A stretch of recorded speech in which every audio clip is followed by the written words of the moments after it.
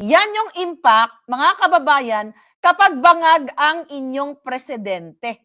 Mahal ngayon, ang sasabihin niya, huwag kayong mag-alala, kontrolado, normal lang. Ano sabi niya? Normal lang ang mga presyo, chuchu-chuchu.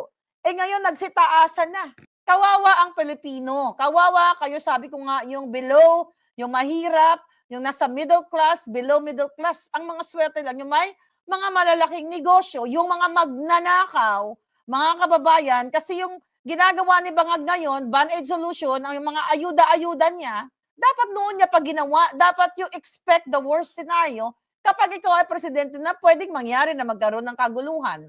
Hindi nga nila pinaghahandaan yan kasi abala sila sa pagnanakaw. Abala sila pag i-impeach kay Inday Sara. Yan ang pinagkakaabala ng Bangag ninyo. Yung mga ginagawa nilang ayuda, puro pangako, chuchu-chuchu, di ba? Dapat, ang sabi ni Bangag, kailangan alagaan natin ang mga fisher folks. May mga, di ba, nung in-interview ko siya, ang ating mga farmers, magsasaka, tama ba, magsasaka, mangingisda, chuchu. Kala palakasin natin para maging Singapore-like tayo. Alpot ang botomesa. Ano nangyari? Nasaan? Di ba? Dapat sa ganitong panahon, sa ganitong kaguluhan, ang ating bansa ay secured when it comes to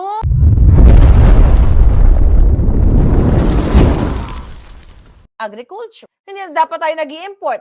Dahil ngayon, tumaas ang dolyar. Sana ako yung mga storage na pinangako sa mga farmers like onion, di ba? Naging issue yan noong 2022 nung nagmahal ang sibuyas. Dapat ang mga magsasaka talagang binibigyan ng prioridad.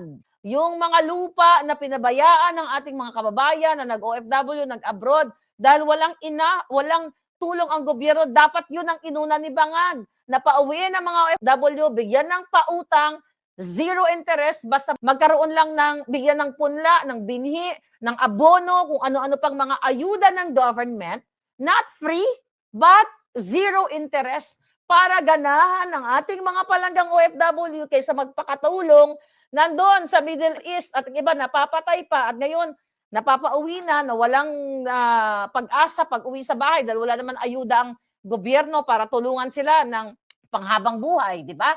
So dapat ang ginawa ni Bangag, pag-upo na dahil yun ang pinangako ng ngiwi na yung addictus na yan, pinautang ang ating mga farmers, ang ating mga lahat ng pwedeng pautangin ng zero interest, yung mga lupang nakatiwangwang, patamnan ng lahat, bahay, kubo, kung ano na mga agricultural products para maging sufficient or magiging stable ang buhay natin para sa hindi ganitong gera, saan tayo pupunta? Ang bigas, ini-import natin. Ano pa mga ini-import natin? Ang asukal, ini-import natin. Ang dami mga asukarera dyan.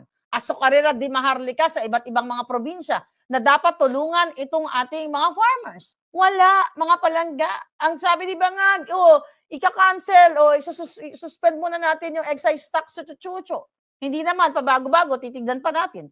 Kasi yan ay dinidiktahan ng kanyang mga kasinghutan na mga business partners niya sa pagnanakaw sa kaba ng bayan at pagnanakaw, pagsasamantala sa mga consumer. Yan ang katotohanan, mga palangga. Kaya tama yung sinabi kanina ng analyst na yun, nasa state of emergency ang ating bayan. Kaya kaluluoy talaga kayo, mga palangga.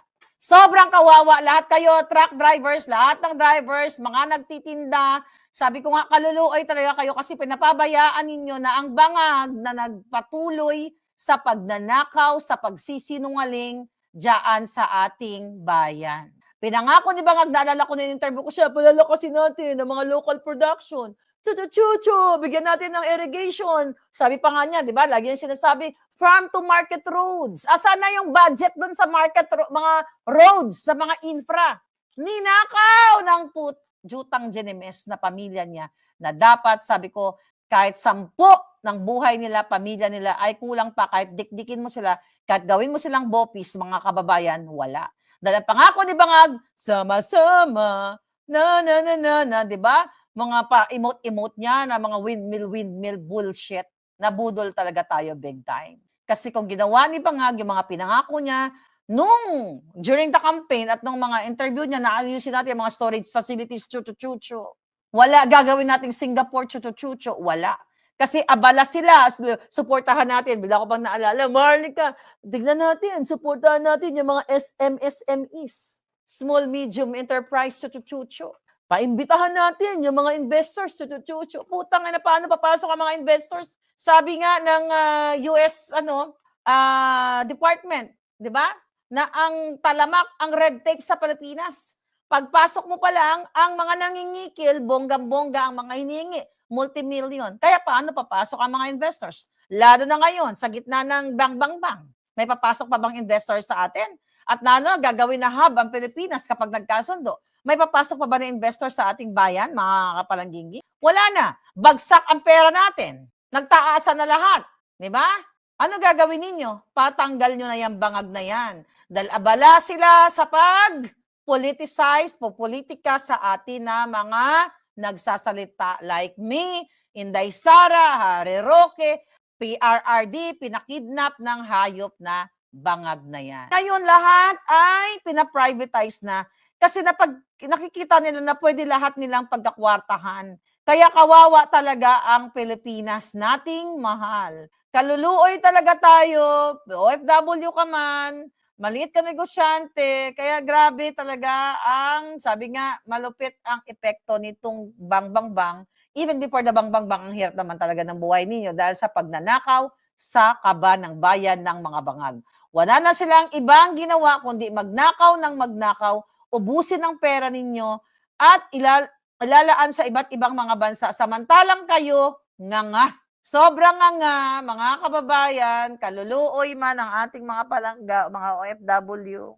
Ang dati, kahit na sabihin nyo sabi ko nga, you talk about mataas ang dolyar from 500, di ba? Kung nagpadala ka ng $500, 56 per bawat isang dollar. How much is that? Like 28,000. Now, $60, 30,000 na. 500 5 times 6, 30. So, that's 330,000 pala. Tapos ang taas ng presyo na bilihin, kaluluoy kayo talaga. Sobrang kawawa ang ating mga palangga. Kasi syempre, lahat ini-import natin. Yun nga, fuel.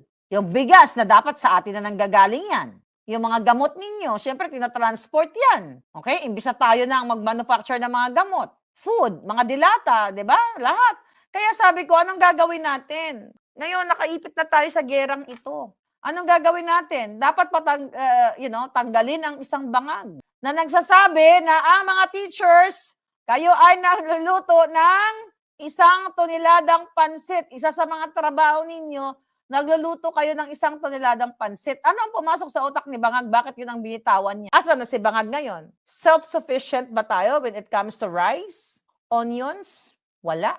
Kasi ayaw nilang tulungan ang mga farmers na bigyan ng zero interest na pautang, pauwiin ang mga OFW, i-classify si OFW 1, 2, 3, meron tong 12 hektaryang lupain na pwedeng tamnan ng ganitong produkto. Tulungan natin, zero interest. Di ba? Ayaw nilang gawin yun sa inyo. Kasi mas gusto nilang import ng import para kumikita si Bangag.